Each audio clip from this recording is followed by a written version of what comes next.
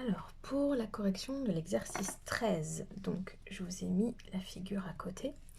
On vous disait que ABCDEFG était un parallélépipède rectangle et on notait I le point défini par AI égale un quart de AE. Donc du coup, AI, I il est à peu près là, donc à un quart de AE. D'accord? J est le milieu de HG. Donc J il est là. Et K le milieu de CD.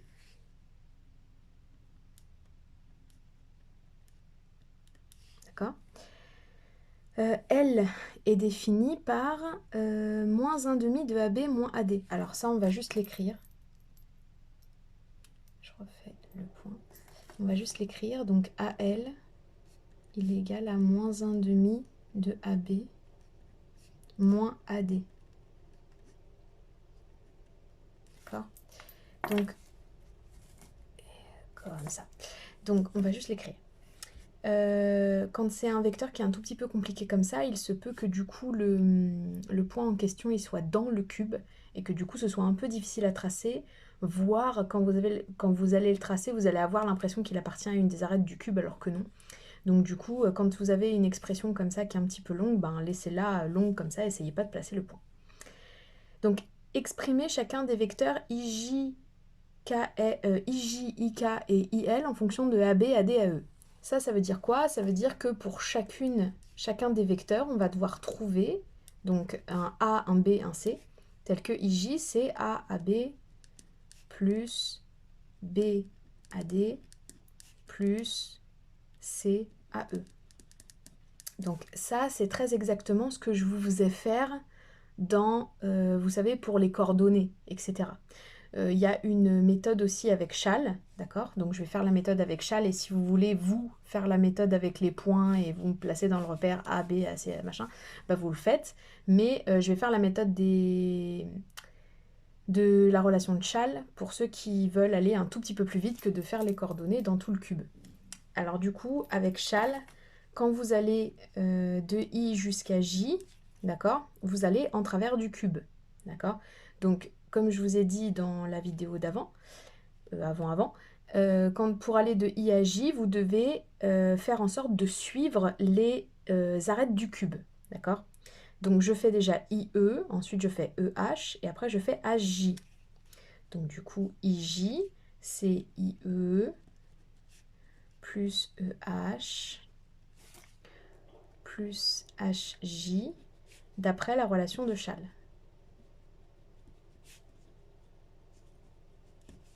Voilà. Donc, du coup, qu'est-ce que je peux dire de IE? Eh bien, IE, c'est 3/4 de AE. Puisque vous vous rappelez, là, de A jusqu'à I, c'était 1/4. Ça veut dire que là, il reste 3/4. Et donc, IE, c'est 3/4 de AE.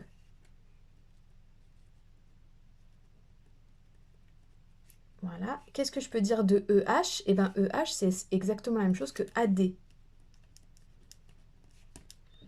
Et concernant AJ, eh ben AJ, c'est la moitié de HG, c'est-à-dire la moitié de AB. D'accord? Je vais faire l'étape si vous voulez.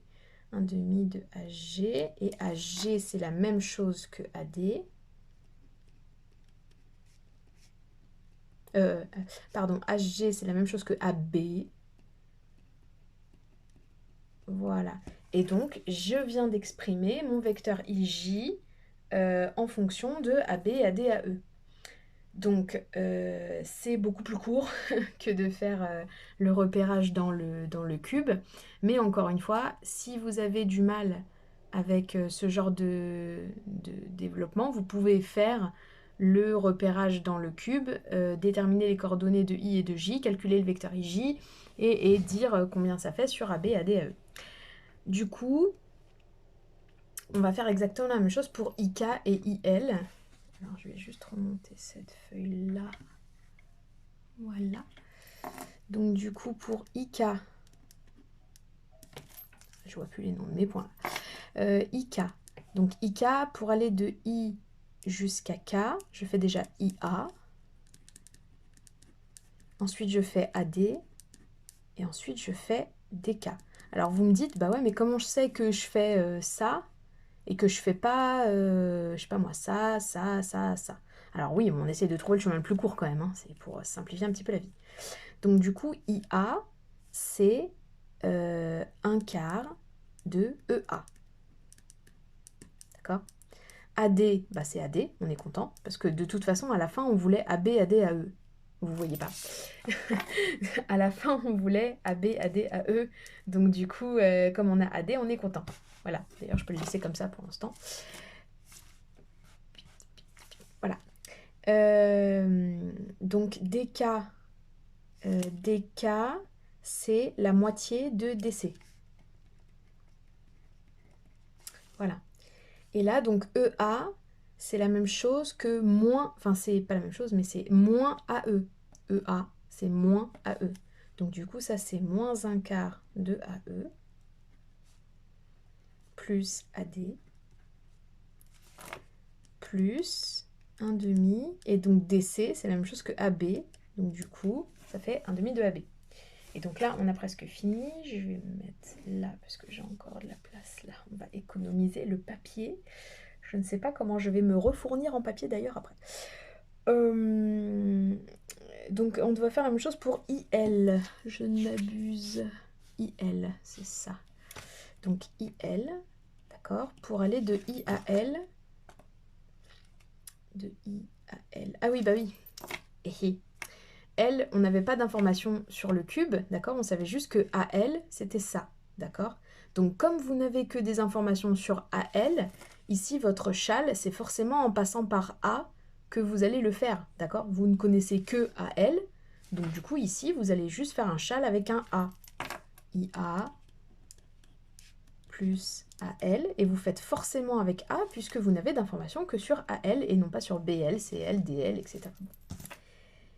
IA, on a dit que c'était toujours mon 1/4 de EA,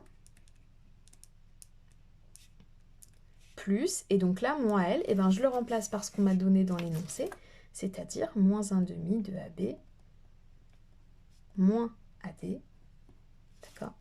Et ici, j'ai 1/4 de EA, c'est égal à moins 1/4 de AE,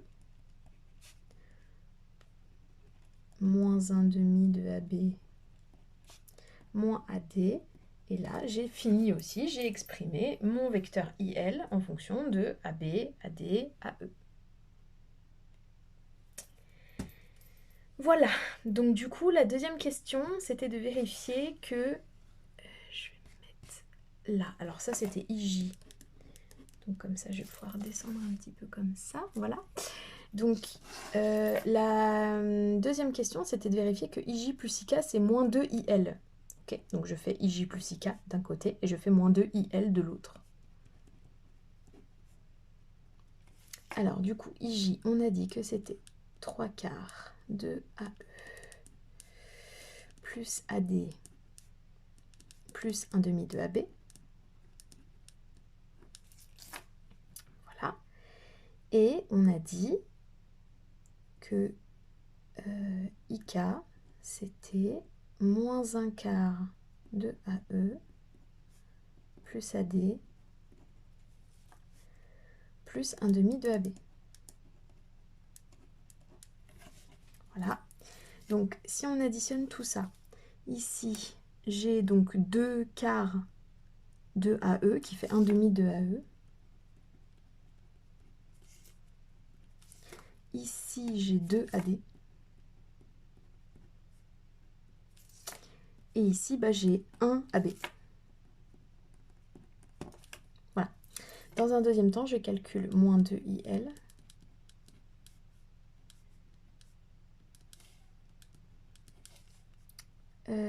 On a dit que c'était moins 1/4 de AE, moins 1/2 de AB, moins AD.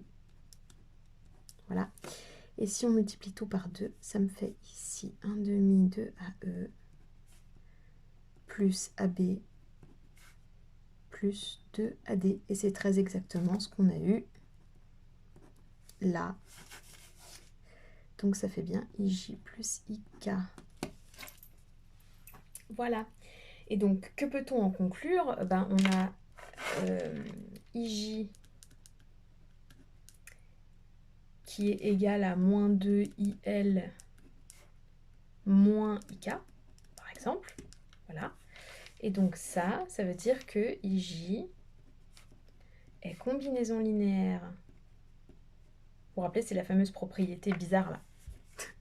La prof de maths qui dit c'est une propriété bizarre. Donc IJ est combinaison linéaire de... Est-ce que j'ai la place?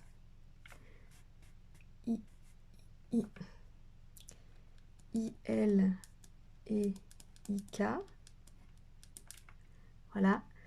IJ est combinaison linéaire de IJ et IK. Donc, IJ, IL et IK sont coplanaires. Voilà pour l'exercice 13.